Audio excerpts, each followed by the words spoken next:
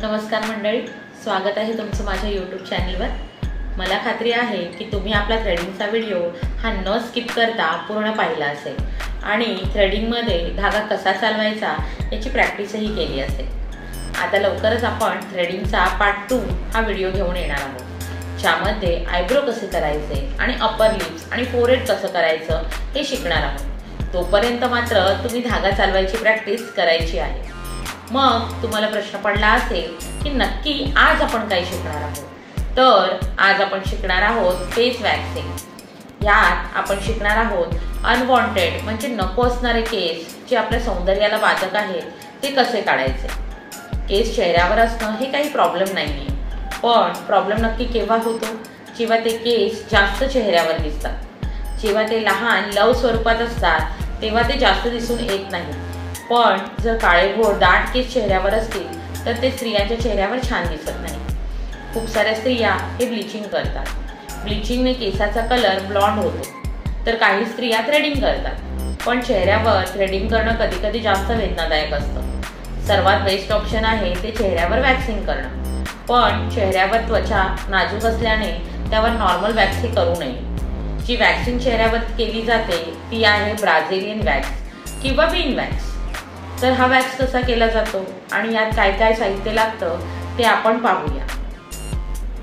तर आता आपण पाहणार आहोत की फेस वॅक्सिंगला आपल्याला काय साहित्य लागणार आहे। आपल्याला लागणार आहे एक हीटर, त्याबरोबर डबल बॉइलिंग पद्धतीने आपण हा वॅक्स गरम करणार आहोत, त्यासाठी एक स्टीलची वाटी आणि फेस वॅक्सिंगसाठी हे असे बीन येतात, हे बीन वॅक्स आहे, हे आपण त्यात गरम करणार आहोत। एक लाकडी स्पॅच्युला, ऑइल जे वॅक्स झाल्यानंतर आपल्याला वॅक्स रिमूव्ह करायला मदत होईल त्यासाठी ऑइल, आणि वॅक्स करण्या अगोदर आपण जेल लावणार आहोत आणि पावडर लावणार आहोत। एवढं साहित्य आपल्याला फेस वॅक्सिंगला लागणार आहे। आता आपण बघणार आहोत की फेस वॅक्सिंग कसं होतं, त्याचं आपण आता प्रॅक्टिकल पाहणार आहोत। आता आपल्याला सर्वप्रथम जेल आणि पावडर लावून घ्यायची आहे आणि डोक्यावरचे जे क्लायंटचे केस आहेत ते व्यवस्थित आपल्याला असे घट्टवरती पकडायचे, जेणेकरून वॅक्स त्यांच्या डोक्यावरच्या केसाला लागू नये। नंतर जिथे जिथे फेसवर हेअर आहेत तिथे आपण असा हा बीन वॅक्स गरम करून त्याची एक जाड लेअर लावणार आहोत। तुम्ही पाहू शकता इथे की वुडन स्पॅच्युलाच्या सहाय्याने मी जाड थर लावते आहे, कारण की हा नॉर्मल वॅक्ससारखा आपण स्ट्रिपच्या साहाय्याने नाही, तर ह्याच वॅक्सला आपण ड्राय करून त्याचीच पट्टी आपण वर खेचणार आहोत। ह्याला स्ट्रिप्स लागत नाहीत, तर म्हणून आपल्याला एक जाड लेअर देत जायची आहे वॅक्सची। नंतर पाहायचं आहे असा की वॅक्स ड्राय झाला आहे का, लगेच हा ड्राय होतो आणि मग खालून तुम्हाला असं लेअर ओपन करत यायचं आहे खालून असं।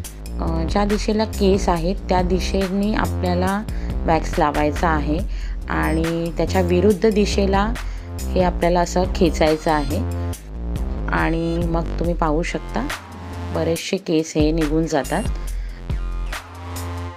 इथे तुम्ही पाहू शकता की बरेचसे फेसवरचे केस हे निघाले आहेत। पुढेही आपण तसंच करत जायचं आहे। जिथे जिथे केस आहेत आपल्याला बारीक बारीक फेसवर दिसत आहेत तिथे तसंच आपण पुन्हा जाड ॲप्लिकेशन करणार आहोत। आयब्रो फार सांभाळायचा आहे हा करताना, आणि इन केस आयब्रोवर जर जरासा लागला असेल वॅक्स तर तो तुम्ही असा हलक्या हाताने असा काढू शकता जेव्हा तो ओलाच असतो तेव्हा। नंतर मग थोड्या वेळाने पाहायचं आहे, परत हा लगेच ड्राय होतो। ड्राय झाल्यावर तसंच त्याप्रमाणे खालची स्किन तर थोडी खेचून धरायची आहे एका हाताने आणि दुसऱ्या हाताने आपल्याला खालून असं तो ओपन करायचा आहे वॅक्स, आणि नंतर आपण ओढणार आहोत वरती तो वॅक्स। तर तुम्ही बघू शकता बरेच फेशियल हेअर हे रिमूव्ह होतात आणि अजिबात पेन नाही होत, हा पेनलेसच वॅक्स आहे। ह्याच्याने नाही भाजत हा वॅक्स चेहऱ्याला, म्हणजे चटका लागत नाही गरम असा। आणि दुसरी गोष्ट खूप इझिली केस रिमूव्ह होतात आणि बारीक बारीक लव एकदम छोटे छोटे जे केस असतात ते ह्या वॅक्सने इझिली निघतात। फक्त आपल्याला जे आपला डोक्यावरचे हेअर आणि आयब्रोज आहे तेवढं फक्त भाग सांभाळायचा आहे आपल्याला. म्हणजे क्लायंटचा डोळ्यावरती किंवा आयब्रोजवरती त्याच्या लागू नये हे एवढं सांभाळून फक्त काम करायचं आहे. बाकी हा वॅक्स खूप इझिली होतो आणि खूप चांगल्या प्रकारे हेअर रिमूव्ह करतो हा वॅक्स. फेस वॅक्सिंग करताना तुम्हाला काय काय काळजी घ्यायची आहे हे पण आपण थोडक्यात जरा जाणून घेऊया. ब्लिचिंग आणि वॅक्सिंग दोन्ही एकाच वेळी करायचं असेल तर आधी ब्लिचिंग करायचं आहे आणि मगच वॅक्सिंग करायची आहे. दुसरं म्हणजे क्लायंटला चटका बसू नये यासाठी अगोदरच वॅक्सचं जे तापमान आहे ते आपण चेक करायचं आहे की जास्त गरम तर नाही आहे ना वॅक्स असं. तिसरी गोष्ट म्हणजे कापलेल्या किंवा सुजलेल्या जागेवर किंवा मुरूम असेल त्या जागेवर वॅक्सिंग करायची नाही आहे. ह्यानंतर आपलं वॅक्सिंग पूर्ण झाल्यावर आपण ऑइलने फेस क्लीन करणार आहोत. म्हणजे हा वॅक्स जो आहे तो आपल्या ऑइलनेच रिमूव्ह होतो. त्या झाल्याच्यानंतर आपण आपला वॅक्स हा कंप्लीट झालेला आहे. फेस वॅक्सिंग मी तुम्हाला दाखवलं आहे. होप करते की तुम्हाला आवडला असेल व्हिडिओ आणि तुम्हाला समजला असेल. जेवढं जास्त पॉसिबल झालं तेवढं दाखवण्याचा मी प्रयत्न केलेला आहे. भेटूया नेक्स्ट व्हिडिओमध्ये. तोपर्यंत बाय.